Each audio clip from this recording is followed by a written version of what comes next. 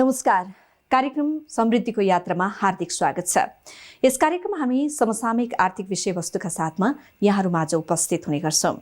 दर्शकबिन, यतिखेर हामी आर्थिक वर्ष 2077-78 को अन्त्यमा छौं। अहिले धमाधम पुँजीगत खर्च भइरहेको छ। अर्को अर्थमा भन्नुपर्दा शहरदेखि गाउँसम्म विकासको लहर चलेको छ। यो विकासको लहर असारे विकास पनि भन्ने गरिन्छ। विशेष गरी नेपालमा विकास हुनुको प्रमुख बाधक नै पुँजीगत खर्च हुन नसक्नु भन्ने गरिन्छ। सम्बन्धित निकायको अनुगमन र मूल्याङ्कन सही समयमा नहुँदा यी क्रमहरू चलिरहन्छन्, वर्षेनी चल्दै आएका छन्, रोकिने छाँटकाँट पनि छैन। वास्तवमा सही रूपमा पुँजीगत खर्च समयमै किन हुन सक्दैन र विकासको बाधक वर्षेनी किन बन्दै आएको छ त भन्ने विषयमा आज हामी केन्द्रित रहेर छलफल गर्नेछौँ। हामीसँग हुनुहुन्छ पूर्व अर्थ सचिव कृष्णहरि बास्कोटा। सर, स्वागत छ। धन्यवाद। सन्चै हुनुहुन्छ? बेस्ट छु। सर्वप्रथम त बजेटबाटै कुराकानी सुरु गरौँ न। अहिले केही समयपछि सुरु हुने आर्थिक वर्ष 2078-79 को बजेट सार्वजनिक भएको सन्दर्भमा यहाँलाई यो बजेट चाहिँ कस्तो लाग्यो? कस्तो आयो बजेट? वास्तवमा यस्तो भयो, बजेटमा 3-4 विवादहरू आए। पहिलो कुरो त के भनियो भने यो जेठ 15 गते नै किन बजेट ल्याउन पर्यो? अध्यादेशबाट ल्याउने बजेट भएको छ, साउन 1 गतेबाट कार्यान्वयन हुने भएको छ, साउन 1 गते अथवा असारको मसान्तमा ल्याए हुन्छ भन्ने तर्क आयो। दोस्रो चाहिँ होइन, यसपालि काम चलाउ सरकारले पुरै आकारको बजेट ल्याउनु हुँदैन, 1/3 बजेट ल्याए भइहाल्छ नि भनियो। अर्को के भनियो भने अदालतमा मुद्दा विचाराधीन छ। कतै अदालतले प्रतिनिधि सभा बिउताउँछ कि त यसरी असारसम्म कुरौँ न, अहिले नै बजेट नल्याउँ भन्ने कुरा पनि आयो। अर्को चाहिँ प्रतिनिधि सभा नै नभएपछि सरकारले कर कसरी ल्याउन पाउनु छ र, कसरी बजेट ल्याउने भन्ने यी महत्त्वपूर्ण 4 सवालहरू विपक्षबाट उठ्यो। तर सरकारले के भन्यो भने संविधानमै जेठ 15 गते भने हुनाले मैले अर्को गते ल्याउँदा झन् विवादमा पर्छु। दोस्रो कुरो, मैले जेठ 15 गते ल्याइनँ भने त असार 1 गते यो 7 वटा प्रदेशले र असारको 10 गतेभित्र 753 वटा पालिकाले बजेट ल्याउन सक्दैनन्। अर्को कुरो, 1/3 बजेट ल्याउने कुरा त 2063 सालको अन्तरिम संविधानमा थियो। वर्तमान 2072 सालको संविधानमा यो व्यवस्थै छैन। मैले कसरी गरौँ? र कर लाउने भन्ने कुरा त संविधानमा कानुन बमोजिम कर लाइन्छ भनिएको छ। अध्यादेश पनि कानुन सरह नै हो, त्यस कारणले मैले कर लाउन पाउँछु भनेर पूर्ण आकारको बजेट आयो र करिब चाहिँ झन्डै चाहिँ 16.5 खर्ब बराबरको बजेट आयो। जबकि चालु वर्षको बजेट हामीले हेऱ्यौँ भने त्यो चाहिँ 14 खर्ब 75 अर्बको मात्रै छ। योभन्दा पहिला अर्थमन्त्री युवराज खतिवडाले कोभिड नभएको बेलामा ल्याएको बजेट पनि 15 खर्ब 33 अर्बको भन्दा बढी थिएन। वर्षेनी बजेटको आकार त बढ्दैछ। त्यस कारणले होइन, यसपालि चाहिँ अर्थमन्त्रीले अलिकति बढी आकारको बजेट लिइदिनु भयो, जसले गर्दा के भयो भने आन्तरिक ऋणबाट नै झन्डै 3 खर्ब रुपियाँ जति, बाह्य ऋणबाट चाहिँ 2.5 खर्ब रुपियाँ जति व्यवहार्न पर्ने भयो। तर त्यत्रो आन्तरिक ऋण उठ्दैन कि, त्यत्रो बाह्य ऋण प्राप्त हुँदैन कि, त्यसले गर्दा कार्यान्वयन गर्न सकिन्न कि भन्ने पहिला सुरुमा बजेटको आकार नै अलि ठुलो देखियो। सर, फेरि दुःखको कुरा, बजेट त आउने, पुरा महत्त्वाकांक्षी बजेट आउने, उत्साहित भएर बजेट ल्याउने, तर वर्षको आधा हुँदा नहुँदै फेरि बजेट चाहिँ घटाउनु पर्ने सिचुएसन छ। हाम्रो विगत 2-3 वर्षको इतिहास हेर्ने भने त त्यही छ। फेरि हो, हामी प्रत्येक वर्ष चाहिँ के गर्छौँ भने पुष मसान्त भएपछि मध्यावधि समीक्षा गर्छौँ।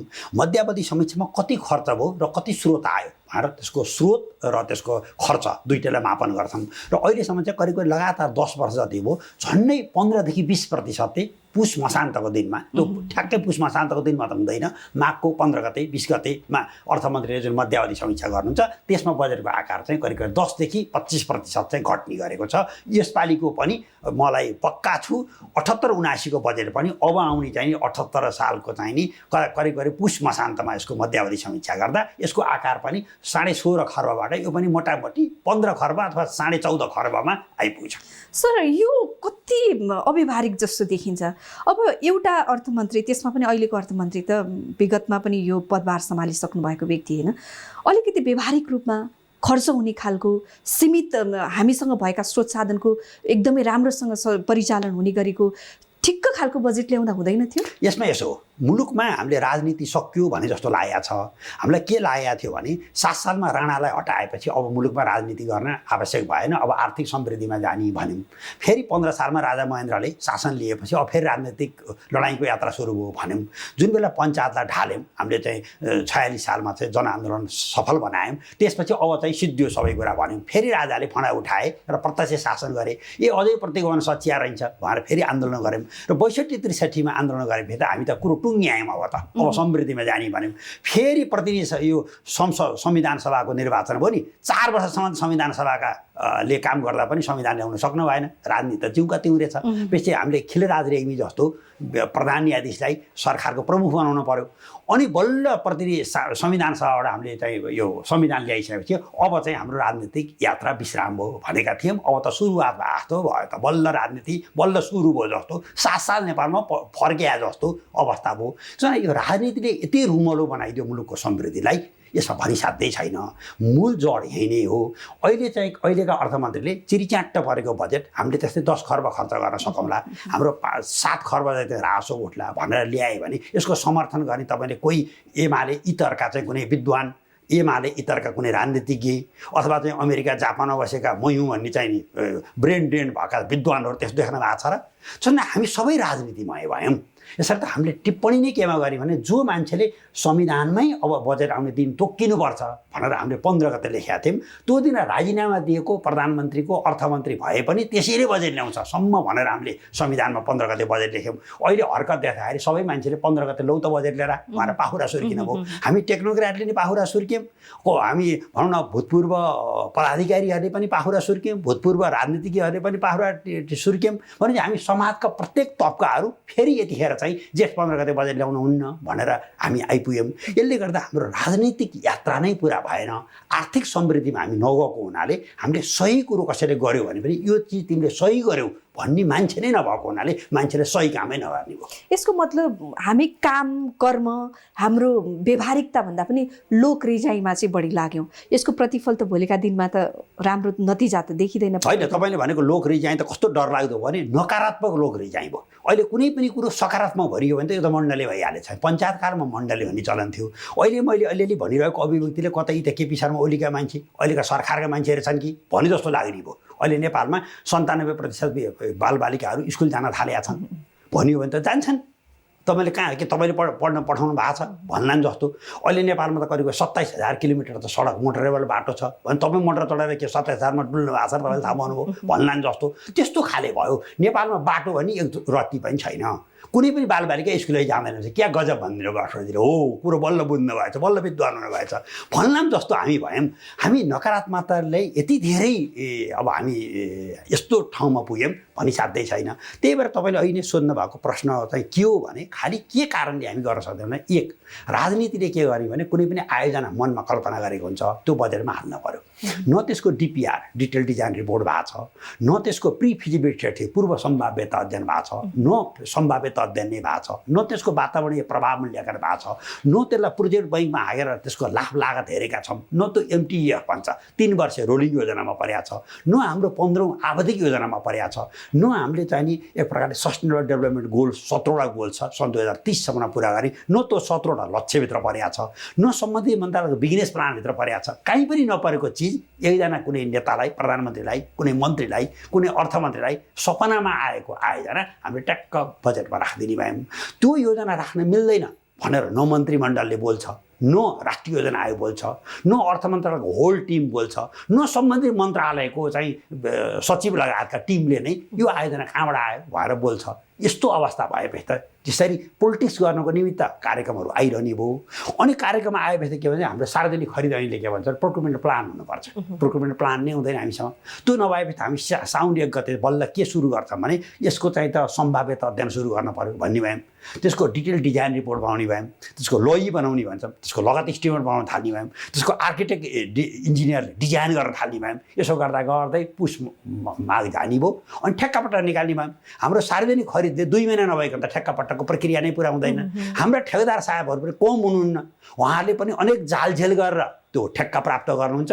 मोबिलाइजेसन 20% लिएपछि 50वटा ठेक्का लिन भएको हुन्छ, त्यो पैसा अन्तै खर्च गर्दैन। सर फेरि यो बजेट कार्यान्वयनमा त विभागीय मन्त्रीको एकदम ध्यानाकर्षण होस्, संलग्नता होस् भनेर वित्तीय उत्तरदायित्व ऐन 2076 पनि त आएको थियो, सार्वजनिक भएको थियो, जसले चाहिँ त्रैमासिक रूपमा चाहिँ अनुगमन मूल्याङ्कन गर्नुपर्छ भनेर स्ट्रिक्टली रुल्स पनि जस्तो रुलिङ पनि गरेको थियो। तर त्यसको खोइ त त्यो आयो गयो जस्तो मात्र चाहिँ। तपाईँले सही कुरा भन्नु। वास्तवमा 76 सालमा त्यो वित्तीय उत्तरदायित्व सम्बन्धी ऐन साह्रै महत्त्वपूर्ण छ। त्यो ऐनले साह्रै राम्रा कुराहरू बताएको छ, त्यसलाई हामीले प्रभावकारी ढङ्गले कार्यान्वयन गर्न सकेनौँ।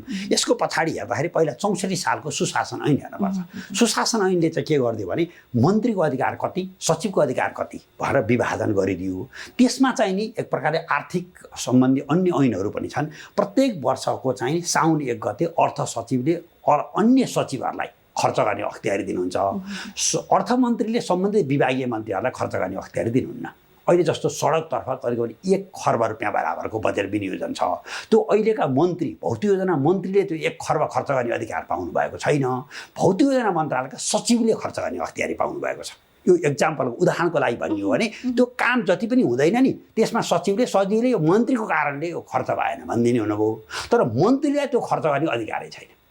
समस्याको जोडै यहीँनिर छ। अहिले कर्मचारी तन्त्रमा उपसचिव सदनको सरुवा गर्ने अधिकार सबै सचिवलाई नै छ। अहिले भनौँ न, अहिले पनि 35-40 जिल्लामा सिडिओहरू उपसचिवै हुनुहुन्छ। तर उपसचिव सिडिओ गृह सचिवले गर्नुहुन्छ। तर सिडिओ कसले चलायो भन्दा अहिलेका मन्त्रीले चलायो। अलि अगाडि रामबहादुर थापा बादल थिए, अहिले विष्णु पौडेल हुनुहुन्छ। उहाँहरू त्यसको दोषको भागी हुनुहुन्छ र उहाँहरूले होइन यो मेरो अधिकारमा पर्दैन, यो त सचिवको अधिकारमा भन्न नहुने हो।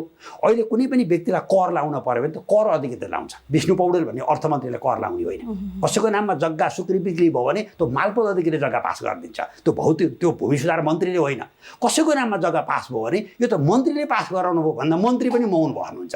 उहाँलाई पनि के लाग्यो भने हो जग्गा पास गर्ने मान्छे त मै हुँ, कर लाउने मान्छे त मै हुँ भन्ने पर्ने भयो। यथार्थता यस्तो होइन। त्यस कारणले यसरी मिसम्याच भइरह्यो। सम्बन्धित मन्त्रीलाई हामीले चाहिँ नि यो खर्च गर्नेमा उहाँलाई चाहिँ जिम्मेवार बनाएनौँ। राजस्व असुलीमा त मन्त्रीहरूको कुनै भूमिका नै छैन। यो सबै कुरा सुनिरहँदा त हामीले कसरी चाहिँ कुन रूपमा चाहिँ चुनेर मान्छे पठाएछौँ भन्ने बारम्बार प्रश्न पनि आफैलाई सोधिरहन मन लाग्छ। किनभने एउटा व्यक्ति जुन कामको लागि चुनेर गएको छ उसले त्यो मात्र काम गरिदिएन। नेपालको सन्दर्भमा अझ राजनीतिक दलका विशेष गरी उच्च तहका नेताहरू भन्नाले चारैतिर आफ्नो सहजताका मान्छे राखिदिने कारणले नै आजको यो रिजल्ट आउनु त अधिकांश स्थिति रहेछ नि त, होइन? हो, त्यही भएर त मैले भन्ने गरेको छु। हामीले त यो संवैधानिक अङ्गका प्रमुखहरू आयुक्तहरू नियुक्ति गर्छौँ नि, राजदूतहरू नियुक्ति गर्छौँ नि, त्यसमा हामीले परीक्षा लिन किन नसक्या होला?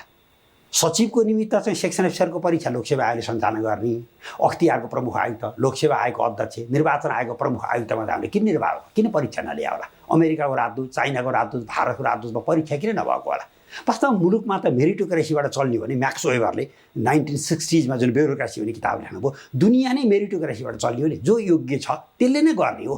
यो के नेकपा एमालेको राजदूत, नेपाली काङ्ग्रेसको राजदूत, के नेकपा एमालेको चाहिँ अख्तियारको प्रमुख आयुक्त, निर्वाचन आयुक्त भन्ने हुन्छ र काहीँ मन्त्री भइसकेको व्यक्ति भए बिए पास नगरे पनि हुन्छ भन्ने भयो। सुप्रिम कोर्टले के खारेज गरिदियो भने समानताको सिद्धान्त अनुसार सबै मान्छे समान हुन्, सबै मान्छे मन्त्री हुन सक्दैनन्, बिए पास गरेको मान्छे राजदूत हुन्छ भन्ने कार्यविधि मापदण्ड भएपछि मन्त्री होस् या प्रधानमन्त्री भएको मान्छे होस् त्यसले पनि बिए पास गरेकै हुनुहुन्छ। नत्र प्रधान न्यायाधीश भएको, सभामुख भएको मान्छे अथवा राष्ट्रपति भइसकेको मान्छे भए त बिए पास नगरे पनि राजदूत हुन पाउने भइयो। सुप्रिम कोर्टले के भनिदियो भने साधारण किसिमले समानताको हक हुन्छ भनेको।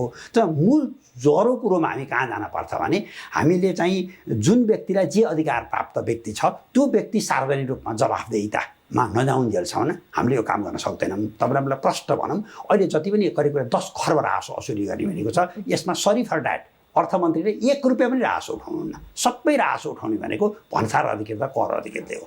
भने वीरगञ्ज भन्सारमा चाहिँ कुनै पनि वस्तु आयो, त्यो वस्तुको चाहिँ भन्सार मूल्याङ्कन कति तोक्ने भन्ने अर्थमन्त्रीलाई कहीँ पनि अधिकार छैन। त्यो भन्सार अधिकृतलाई मात्रै छ।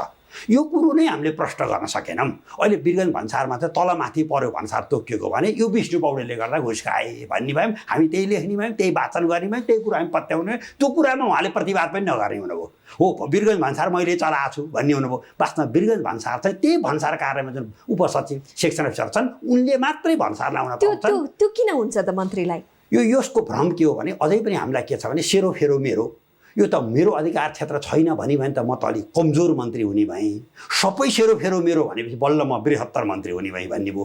यो अहिले चाहिँ सडक कसले बनायो भन्दाखेरि चाहिँ अहिलेको भौतिक योजना मन्त्रीले बनायो भनेपछि गजब हुने भयो। वास्तवमा यो मन्त्रीले बनाउने होइन, त्यहाँ त पहिला सुरुमा एउटा इन्जिनियर हुन्छ, त्यसले डिजाइन गर्छ, अर्को इन्जिनियर चाहिँ ठेक्का लाउँछ, ठेकेदारले चाहिँ त्यो बाटो बनाउँछ।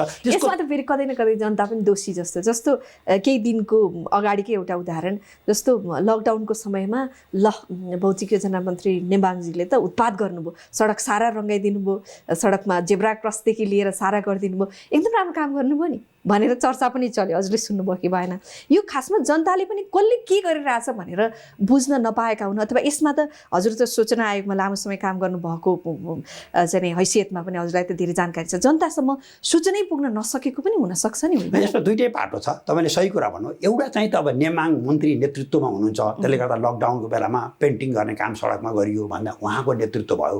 हो आखिर सिंहदरबार कसले बनायो भन्दा चन्द्र शमशेरले बनाएको, वास्तवमा उनले आफैले ढुङ्गा गिट्टी हालेका त होइनन्। तर मेरो भनाइको भाव के थियो भने त्यसका इन्जिनियरिङ गर्ने मान्छेहरू, त्यसका आर्किटेक्ट डिजाइन गर्ने मान्छेहरू, होइन, त्यसलाई ब्रिक गर्ने मान्छेहरू फरक थिए भने मात्रै हो। अहिले धरहरा त अहिलेकै प्रधानमन्त्री केपी शर्मा ओलीकै नेतृत्वमा चाहिँ धरहरा ठडियो भन्दा उहाँले श्रेय पाउने भयो। तर पनि धरहरा बनाउने त धरहरामा अहिले केही भ्रष्टाचार भयो, तलमाथि केही परेको छ, डिजाइनमा फरक परेको छ भने त केपी शर्मा ओलीले डिजाइन गर्ने इन्जिनियर त होइन भन्ने अर्थमा हामीले बुझिएन। जनताले दुईटा पाटोबाट बुझे। एउटा चाहिँ जनताले के बुझ्यो भने हामीले जे भने पनि केही हुँदैन भने जस्तो जनताको मनमा एक असाध्यै नैराश्यता गयो। अर्को जनता पनि अवरोधक पाए। अहिले कैयौँ विकासमा राष्ट्रिय योजना अहिले पनि पुँजीगत खर्च नहुनेमा विभिन्न 8वटा चाहिँ महत्त्वपूर्ण कुराहरू बाहिर ल्याएको छ। त्यसमध्ये ऊ के भन्छ भने, एक, जनता जनार्दनले पनि काम अवरोध गरे। दुई, ऊ के भन्छ भने ठेकेदारले यति धेरै दुःख दिए भनी साध्यै छैन।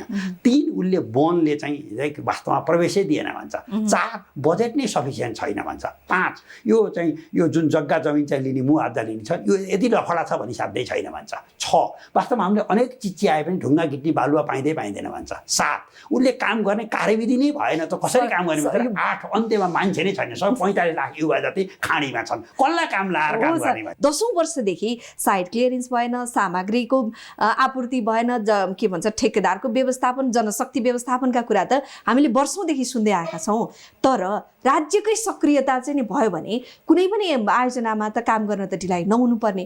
किनभने कुनै पनि काम आयोजनाको सुरुवात गरौँ भन्यो त्यहाँ जनताको आवाज उठ्छ, सर्वोच्चसम्म रिट के भन्छ पढ्न पुग्छ, अनि ल अहिलेलाई चाहिँ स्टे अर्डर भनिदिन्छ अदालतले, त्यसपछि त काम त रोकियो। तपाईँले भन्ने एउटा सही कुरा हो। त्यसमा अरू केही पनि होइन। सचिव भएका मान्छे र मन्त्री भएका मान्छेहरू राष्ट्रिय स्तरका हुनु भएन। अहिले उद्योग मन्त्रालयको सचिव हो भने यो सबै वन क्षेत्र र खानी क्षेत्र चाहिँ नि यो खानी विभागमा पर्छ, किनभने म उद्योग सचिव उद्योग मन्त्री हुँ भन्नुहुन्छ।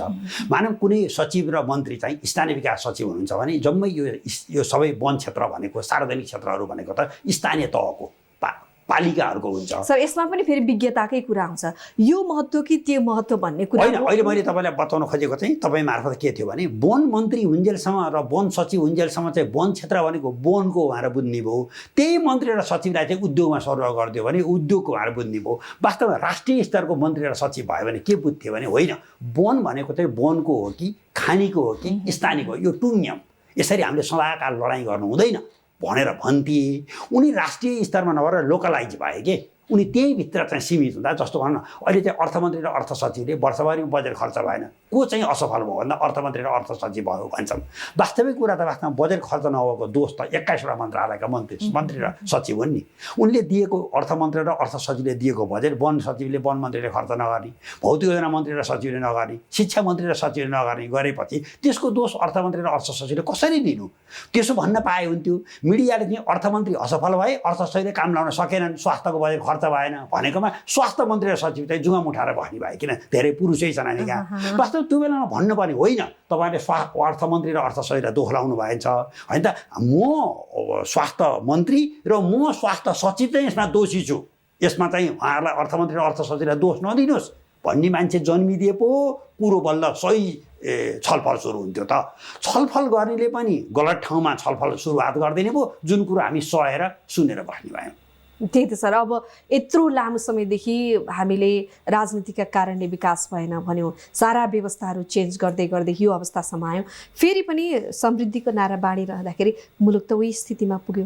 अब यसको एउटा महत्त्वपूर्ण पाटो भनेको खर्चै गर्न नसक्ने पाटो चाहिँ महत्त्वपूर्ण रह्यो। अब यो खर्च गर्न नसक्नुको प्रमुख जड चाहिँ केलाई मान्छ? राजनीति नै। यसको मूल जड भनेको एक मन्त्री नै हुन्। मन्त्रीले नेतृत्व लिन सक्नु भएन, प्रधानमन्त्रीले मन्त्रीसँग कार्य सम्पादन करार गर्नुभयो।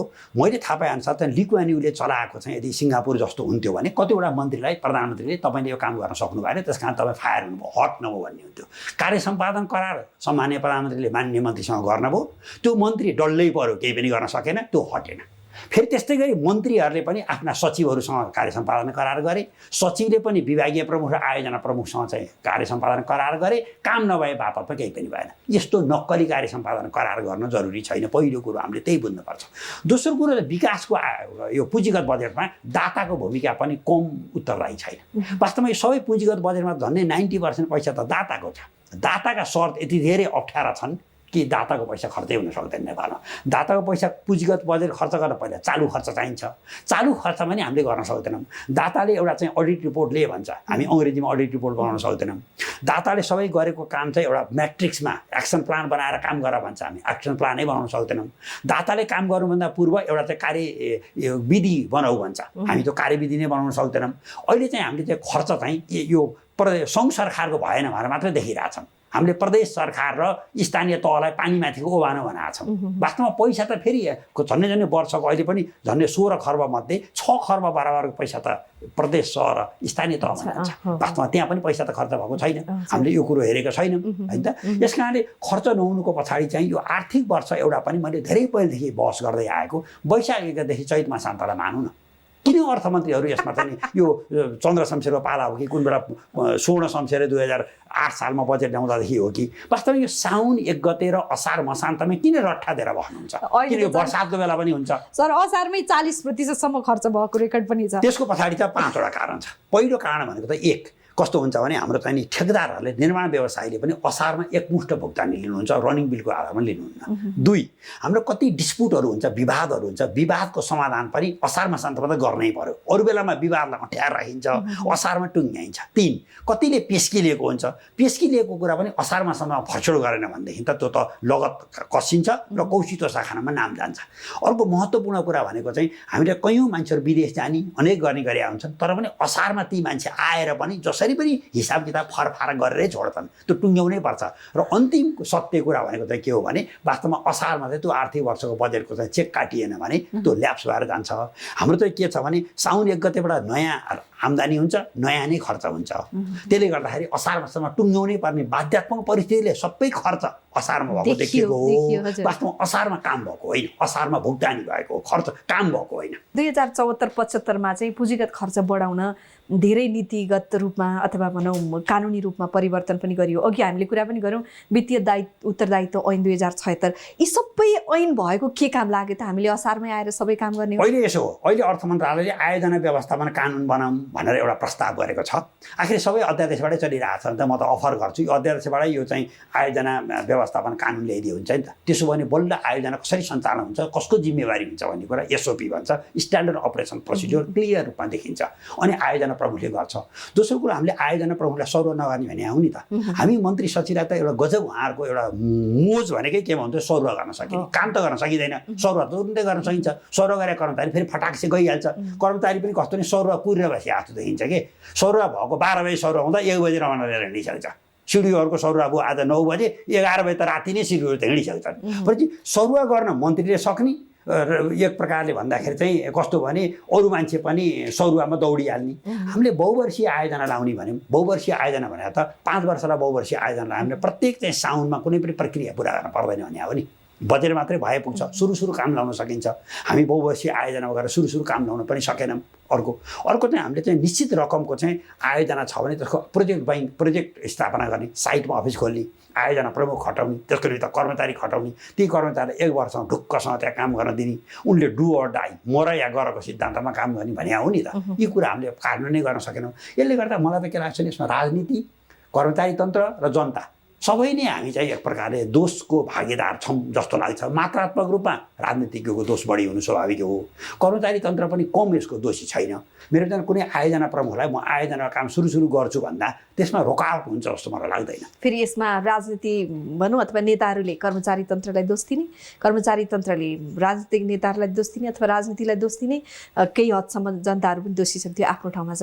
कर्मचारी तन्त्र पनि यो काममा ढिलाइ गर्ने कुरामा त अछुतो त छैन। फेरि हो, यसमा मूल कुरो के छ भने साउन 1 गते अर्थ सचिवले सम्बन्धित सचिवहरूलाई खर्च लेख्ने अख्तियार दिनुहुन्छ। मलाई अहिलेसम्म मेरो मनमा छ साउन 2 गते प्रत्येक सचिवले मातहतलाई अधिकार किन दिन नसक्यो होला? अर्थ सचिवले 1 गते दिए भए त म त मिल्छ भने 1 गते दिन्छु, राति 10 बजेसम्म पनि बसेर, नभए नि साउन 2 गते अख्तियार दिन्छु भनेर के बिग्रेला? दोस्रो कुरो कयौँ सचिवहरूले यो अवधिमा आर्थिक वर्षभरिको 12 महिनामा कैयौँ मन्त्री परिवर्तन हुन्छन्। मन्त्रीलाई केही न केही काम गरी कुशन राख्नुपर्छ भने अवण्डमा रकम राखिदिनुहुन्छ कि। जस्तो शिक्षा सचिवले 10,000वटा चाहिँ स्कुलमा कक्षा कोठा थप्ने भयो भने साउनमा चाहिँ 3,000को मात्रै पैसा पठाउनुहुन्छ र 7,000 होल्ड गरेर बस्नुहुन्छ। अर्को मन्त्री आइहाल्छ कि, अर्को मन्त्रीको पनि नेकपाको एमालेको मन्त्री आउनुहुन्छ कि, नेपाली कङ्ग्रेसको आउनुहुन्छ कि, अथवा यो जनमोर्चाको मन्त्री आउनुहुन्छ कि, माओवादी केन्द्रको आउनुहुन्छ कि, उहाँले वेटमा राख्नुहुन्छ। सचिवले राजनीति गर्न पर्ने हो र। साउन 2 गते 8,000 10,000वटा कक्षा कोठा थप्नेको स्कुलको नाउँमा पैसा निकास गर्दा के होला। तेस्रो कुरो के छ भने हाम्रो अधिकार कस्तो छ भने हामी चाहिँ नि मन्त्रीले सचिवलाई अधिकार दिएन भन्छौँ, सचिवले मन्त्रीबाट अधिकार पाएपछि अब विभागीय प्रमुखलाई अधिकार दिनुहुन्न। विभागीय प्रमुखले चाहिँ मलाई सचिवले अधिकार दिएन भनिरहन्छौँ, सचिवले अधिकार दिएपछि उसले कार्यालय प्रमुखलाई अधिकार दिँदैन। कार्यालय प्रमुखले मलाई विभागीय प्रमुखले अधिकार दिएन भनिरहन्छन्। जुन दिन विभागीय प्रमुखले अधिकार दिन्छन् अनि कार्यालय प्रमुखले पनि सेरोफेरो मेरो अब मातहतमा अधिकार दिँदैनन्। यो रोगबाट हामी ग्रसित भयौँ। अधिकार प्रत्यायोजन नै गर्न नसक्ने नखोज्ने हाम्रो कर्मचारी तन्त्र अथवा राजनीतिक तन्त्र नै भनौँ। यस्तो भइरहँदाखेरि त हामीले त के चाहिँ व्यवस्था परिवर्तन गरेछौँ र होइन। अब जस्तो कतिपय अहिलेको सन्दर्भमा पनि सङ्घले प्रदेशलाई के चाहिँ अधिकार प्रत्यायोजन गर्न नखोज्ने, प्रदेशले स्थानीय तहलाई गर्न नखोज्ने, यो त राजनीतिक तहमा अथवा हाम्रो व्यवस्थापकीय प्रक्रियामा एउटा भयो। हाम्रो कर्मचारी तन्त्रभित्र पनि यही देखियो। परिवर्तन चाहिँ केमा भयो त? परिवर्तन यसरी बुझ्नुपर्छ। अहिले यसरी तपाईँले र मैले यसरी सरकारले गरेको कामको यसरी कटु आलोचना गरेको यदि हामी चाहिँ राणाकालमा थियौँ भने मेरो जिब्रो चाहिँ चन्द्रशमशेरलाई थुत दिन्थे उही बेलामा। होइन म भन्छु होइन, पञ्चायत कालमा भएको भए मैले यसरी बोलिरहेको भए मलाई अराष्ट्रिय तत्त्व भन्थे। अहिले लोकतन्त्रमा त यो भन्ने हैसियत छैन नि। तैपनि कहिलेकाहीँ चाहिँ नि जस्केलाबाट केही नेताहरूले यी सचिवका पेन्सन खोज्न पर्ने हो कि भन्छन्। मैले त्यसलाई चुनौती दिन्छु, लौ त खोजेर देखाउ त, तिमीले मात्रै जाने छौ राजनीति गर्न भन्ने नै गरिरहेछ। तर कमसेकम बोल्ने स्वतन्त्रता आयो। बोलिसकेपछि त के हुन्छ भने जस्तै भने मन्त्री सचिव सम्बन्धित पदमा बसेका मान्छेहरूलाई त यो सुन्न, त्यसलाई कार्यान्वयन गर्न बाध्यतात्मक परिस्थिति आयो। तिनीहरूले सुशासन ऐन बमोजिम अधिकार बमोजिम काम गर्ने, सूचनाको हक सम्बन्धी ऐन बमोजिम आम जनताले पनि यी कुन काममा के भइरहेछ भन्ने कुराको जानकारी हासिल गर्ने जनता वाचडगको भूमिकामा गइदिए पनि लोकतन्त्र पार खुल्थ्यो। लोकतन्त्र भनेको त वास्तवमा by the people for the people to the people भन्ने हो नि त। यो जनताकै शासन जनताले नै गर्ने, जनताद्वारा नै गर्ने शासन हो नि। ग्रिकमा त वास्तवमा जनता प्रत्यक्ष रूपमा एकै ठाउँमा भेला भएर आफ्नो शासन आफै गर्थे नि। अहिले पनि हामी डेमोक्रेसी होइन पार्टिसिपेटरी डेमोक्रेसी भन्छ, सहभागितामूलक लोकतन्त्र हो भने जनताले शासन प्रणालीमा आफ्नो सहभागिता देखाउन पर्यो नि त। यो काम किन भयो किन भएन भनेर जनताले प्रश्न सोध्न पर्ने हो। गएको वर्ष भारतमा करिब 50 लाख जनताले सूचना माग गरे। नेपालमा मेरो विचारमा करिब 50,000 जनताले सूचना माग गरेको मेरो आङ्कडाले बताउँछ। त्यहाँको चाहिँ सूचना आयोगमा चाहिँ करिब 1 लाखभन्दा पनि बढी अपिल पर्यो। नेपालमा करिब 1,000भन्दा बढी अपिल पर्न सकेन। त्यसले गर्दा के भइन्छ, आम जनता पनि आँखा चिम्लेरै बसिरहेको अवस्था भावनाले पनि सरकारलाई बेठिक काम गर्न सजिलो पर्यो, सुविस्ता भयो। हजुर सर, यी आर्थिक गतिविधिका कुरा भए अलिकति हाम्रो नेपालमा सूचनाको पहुँच, जनताको जागरुकताको बारेमा पनि अलिकति कुरा गरौँ न। किन यहाँ त राष्ट्रिय सूचना आयोगको आयुक्त भएर पनि भर्खरै मात्र रिटायर्ड हुनुभएको छ। वास्तवमा नेपाली जनतामा मैले यो सूचना चाहिँ लिनुपर्छ, यो मेरा लागि हो, मैले खोजी गर्नुपर्छ भन्ने ज्ञान चाहिँ कतिको छ? पहिलो कुरो यस्तो, हामी घर व्यवहारमा नै कुनै बुवा आमा बाहिर निस्किन आँट्नुबाट केटाकेटीले बुवा तपाईँ कहाँ जान लाग्यो, चुप लाग, जान लागेको ठाउँ सोध्नु हुँदैन, कहाँ जान लाग्यो भने कुराको छुक बिग्रिन्छ। कहाँ जान्छु बालाई छोराले सोध्ने हो, खुकुरी भन्दा कर्दा जान्ने, बाउ भन्दा छोरो जान्ने जस्तो भएर पहिले हामीले चाहिँ सूचना घर परिवारबाटै रोक्छौँ। त्यसपछि हामी चाहिँ सबै नेता हौँ या प्रशासक हौँ, कानमा कुरा गर्न हामी बडा इच्छुक छौँ। हामी सार्वजनिक कुनै हामी गोप्य नै कुरा गर्छौँ, हामी गोप्य कार्य संस्कृतिमै हुर्केका छौँ। दोस्रो कुरा, तेस्रो कुरा भनेको चाहिँ राज्य प्रणालीको सूचना प्रवाह गरियो भने त सूचना शक्ति हो, सूचना बटबारी गरियो भने त जनता शक्तिशाली हुन्छन् भन्ने हामीमा भ्रम हो। वास्तवमा अहिलेका शासकहरू भनेको त वास्तवमा जनप्रतिनिधि हुन् नि, हामीले नै वास्तवमा भोट दिएर पठायो हो नि त। उहाँले शासन गर्ने भनेको हाम्रो मत अनुसार काम गर्ने हो नि त, हाम्रो मन जित्ने हो नि त। राजनीति जनता पनि साह्रै रिजिड भइदिए, सबै जनता पनि एक प्रकारले होलसेल कार्यकर्ता जस्ता भए। नेपाली कङ्ग्रेसको, नेकपा एमालेको, माओवादी केन्द्रको कति भोटर छन् नेपालमा भनेर अहिले उहाँहरूले अनुमान लाउन सक्ने नभन्दै कुनै संस्था राजनीतिको छत्रछाया नपरेको सस्तै छैन नेपालमा। हो। अथवा जनता पनि त चुनाव आउन पाएन, झन्डा बोकेर राजनीति दौडिने जनता हामी कहाँ छन्। त्यसले पनि त रिजल्ट त्यसले नि गर्यो। अर्को महत्त्वपूर्ण कुरा चाहिँ वास्तवमा सम्बन्धित जनता चाहिँ के भने कुनै पनि कार्यालयमा सेवा लिन जाँदा त्यहाँ नागरिक बडापत्र टाँसिदिया हुन्छ। कुन सेवाको निम्ति के कागज चाहिन्छ र कति समय कुर्नुपर्छ, कुन पदाधिकारी जानुपर्छ, कति नम्बर कोठामा जानुपर्छ त्यो लेखिएको छ। तर जनता सरासर स्वाट छिरेर जिल्ला प्रशासनमा सुडे साहब कहाँ बस्नुहुन्छ, 3 तला माथि, 3 तला माथि कति नम्बर कोठामा, त्यो बाहिर लेखेको छ 303 मा बस्नुहुन्छ। तर वास्तवमा हामी त सरासर 303 मा पुग्न सक्थ्यौँ। कुनै पनि चिज दर्ता गर्न पर्यो भने त दोस्रो तलामा चाहिँ 202 मा छ भने त हामीले सोध्नै पर्दैन थियो। हामी पहिला नागरिक बडापत्र नहेरी भयौँ, दोस्रो कागजातहरू के पुरा गर्नुपर्छ त्यो नहेर्ने भयौँ, कति दस्तुर लाग्छ नहेरी भयौँ। त्यो लेखिदिएकै छ। कुनै पनि फर्म दर्ता गर्न पर्यो भने कुल तोकिएको पुँजीको 1% चाहिँ दस्तुर लाग्नेछ भनेर लेखिएको छ। कानुनको यति दफा बमोजिम भनेको छ भने त त्यो सामान्य खरदार साहबसँग गएर एउटा 1 लाखको फर्म दर्ता गर्न पनि 1000 रुपियाँ लिने, वा लुटेर खायो नि तपाईँ भनेर हामीले भन्न जरुरी नै छैन। कानुन बनाउने चाहिँ जुन प्रतिनिधि सभा राष्ट्रिय सभा छ त्यसलाई पो लुट गर्ने सांसद रहेछन् भन्न सक्नु पर्यो। खरदारलाई लुट्ने भन्ने होइन कि जनताले पनि कहाँ आक्रोश व्यक्त गर्ने भन्ने कुराको जानकारी नै भएन। जनता पहिला सूचना लिनै नखोज्ने, कस्तो धेरै कुरा मैले सुन्छु। यो सार्वजनिक सुनवाई भन्ने हुन्छ पालिकाहरूले, कैयौँ कुराहरू बताउनुहुन्छ उहाँहरूले, सबै कुरा भन्नुहुन्छ। तर पहिले जनता आग्रह र पूर्वाग्रह राखेर जुन प्रश्न छ त्यही प्रश्न सोध्नुहुन्छ, जुन कुरो मेयरले पहिले भनिसकेका छन्। हामी वास्तवमा यो लिसनिङ क्यापासिटी नै हाम्रो छैन। आम जनताको बोल्न जान्ने भयो, तर बोल्नको निम्ति पहिला सुन्न सक्नुपर्छ। महात्मा गान्धीले भन्नुभएको छ तिम्रा 2वटा आँखा छन्, 2 पटक हेर, 2टा कान छन्, 2 पटक सुन, एउटा मुख छ 1 पटक मात्रै बोल। कारण बोल्नको निमित्त ज्ञान भए पुग्छ, तर मौन रहनको निमित्त ज्ञान र विवेक दुवै आवश्यक पर्छ। हामी विवेकी नै भएनौँ। पहिला विवेक भए पो पहिला कुरा लिसनिङ गरेपछि पो त प्रति प्रश्न सोध्न सक्छौँ त, होइन त। त्यस कारणले हामीले कहिले कतै जनता पनि वास्तवमा हामी पनि एकदमै अलिकति के भनौँ कथा यो सूचनाको हकमा चाहिँ जनता त्यति धेरै अगाडि बढ्नु भएन। फाट्ट के भनिदिनुहुन्छ भने सूचनामा आएर कसले दिन्छ र? वास्तवमा सूचनामा आएपछि के पाइया छैन। राजनीतिक दलले सूचना माग्नुभयो, हाम्रो कार्यकालमा राजनीतिक दलबाट हामीले सूचना दिलाइदियौँ, होइन त। वास्तवमा कैयौँ न्यायाधीशले सूचना माग्नुभयो, मलाई किन हटाएको होला भनेर सूचना माग्नुभयो। हामीले सूचना मागिदिएपछि हटेको न्यायाधीश, न्याय परिषदबाट हटेको न्यायाधीशको जागिर थामियो। यो वास्तवमा चाइनिज हवाईजहाज हामीले खरिद गरियो, चाइनासँग हवाईजहाज खरिद गरिया सूचना नै पाइएला भनिएको थियो, त्यो हामीले सूचना दिलाइदियौँ। यो भारतसँग चाहिँ पञ्चेश्वर जलविद्युत आयोजनाको विधान बनिएको थियो संयुक्त रूपमा, सरकारी विधान पनि भारतसँगको पनि पाइएला भने त हामीले जनतालाई दिलाइदियौँ। वास्तवमा सांसदले 5 करोड 6 करोड खर्च गर्नुहुन्छ, त्यसको पनि खर्च गरेको हिसाब पनि जनताले पाइएला र हामीले दिलाइदियौँ। सांसदमध्ये कतिजना श्रीमान श्रीमती एउटै कोठामा बसेर 2जनालाई घरबाल लिनुभएको छ। सांसदहरूले कसले साला साली दिदी बहिनीलाई पिए राख्नु भएको छ, त्यो त सूचनाको हकले हामीले सार्वजनिक गराइदियौँ। वास्तवमा सूचनाको यत्रो तागत छ भन्ने कुरा जानकारी हुँदाहुँदै पनि जसले सूचना यस्तो प्राप्त गर्न पनि मैले भनेका सूचना तिनले त बुझ्नु भएको थियो नि, तिनले पनि फेरि अर्को सूचना माग्नु भएन। एकपल्ट उहाँलाई चाहिएको थियो सांसदको सूचना माग्नु भयो, न्युज बनाउनु भयो, त्यो कुरो सक्यो। एकपल्ट उहाँले चाहिँ त्यो जिएमआरको चाहिँ र अप्पर कर्णालीमा भएको पिडिए सम्झौता उहाँलाई चाहिएको थियो, उहाँले सूचना माग्नुभयो, पाउनुभयो। एकछिन नर्सिङ गार्डको चाहिँ सूचना उहाँलाई चाहिँ एडिबीले खर्च गरेको रकम चाहिएको थियो, हामीले दिलाइदियौँ, पाउनुभयो। त्यसपछि छोडिदिनु भयो भने पाएका मान्छेले त सूचना पाइँदो रहेछ भनेर फेरि सूचना मागिदिया भए हुन्थ्यो नि। वास्तवमा यही कुराको कमी भयो। हजुर, महत्त्वपूर्ण समय र संवादका लागि धेरै धेरै धन्यवाद सर। धन्यवाद। यसका साथै आजका लागि कार्यक्रमको निर्धारित समय पनि सकिएको छ। म लगायत मेरो सम्पूर्ण युनिटलाई आज्ञा दिनुहोस्। नमस्कार।